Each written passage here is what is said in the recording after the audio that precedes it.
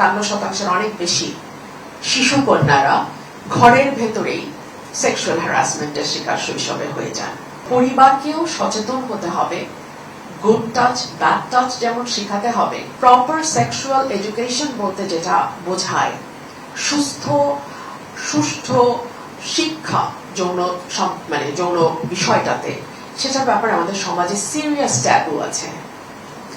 দুজন বন্ধু মিলে মোবাইলে যখন একটা অড PG-18 দেখে, তখন কিন্তু আমরা দেখে না দেখার ভান করি বা বুঝেও না বোঝার ভান করি, ওটা ঠিক আছে, কিন্তু একটা প্রপার এডুকেশন সেই ব্যাপারে আমাদের বিরাট ট্যাবু এবং সেই ব্যাপারে আমরা আসলে প্রস্তুতি না।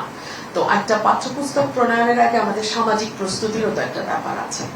আমি এখানে আশা করব যে মিডিয়া কিন্তু ভীষণ রকম আমাদের জীবনের সঙ্গে ওতপ্রোতভাবে জড়িয়ে আছে। আমি মিডিয়ার কাছে আমি আবেদন রাখবো যে আপনারা যেভাবে স্যানিটারি ন্যাপকিন বা উইমেন হেলথ ইস্যুগুলোতে অনেক জায়গায় ট্যাবু ভেঙেছেন, ঠিক একইভাবে আমাদের সেক্স প্রপার এডুকেশনের ব্যাপারে আমাদের সমাজে যে ট্যাবু আছে সেটা ভাঙতে আপনারা কিছুটা হলেও ভূমিকা পালন করবেন। আমাদের পরিবারগুলোতে, আমাদের বিশেষ করে সাবকন্টিনেন্টের পরিবারগুলোতে আমাদের দেখা যায় যে বয়সন্ধিকালে ছেলে মেয়েদের ফার্স্ট হ্যারাসমেন্টের এক্সপিরিয়েন্স হয় ফ্যামিলি মেম্বারসদের কাছ থেকে। এবং বাংলাদেশে কেউ স্বীকার করুক আর না করুক, মোর দ্যান মেজরিটি মানে আমি বলবো যে 51% অনেক বেশি শিশু কন্যারা ঘরের ভেতরেই সেক্সুয়াল হ্যারাসমেন্টের শিকার শৈশবে হয়ে যান।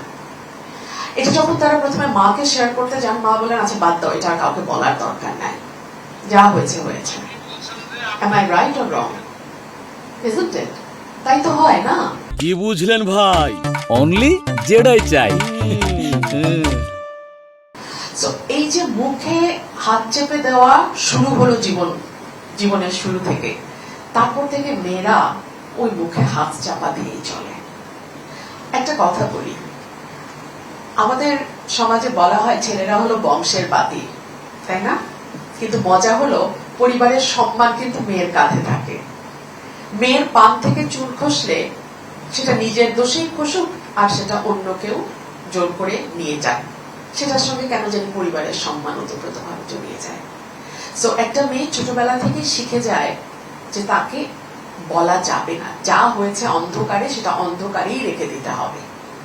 সো এই কারণে ধর্ষণের যতগুলো সংখ্যা পরিসংখ্যান আমরা দেখি, সেটা হচ্ছে একেবারে টিপ অফ দ্য আইসবার্গ। এর নিচে অনেক অনেক অনেক না বলা কথা, অনেক ঘটনা, যে ঘটনাগুলো কোনো দিনও আলোর মুখ দেখে না।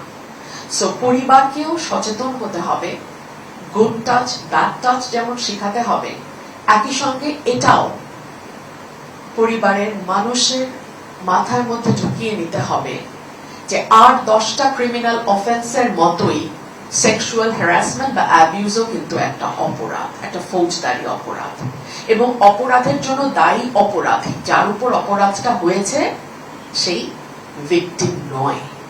সো এই শিক্ষাটা একটা পরিবারের ভেতরে ছেলে এবং মেয়ে দুজনকেই এই শিক্ষাটা দিতে হবে এবং এই সচেতনতাটা পরিবারের ভেতর থেকেই তৈরি হতে হবে।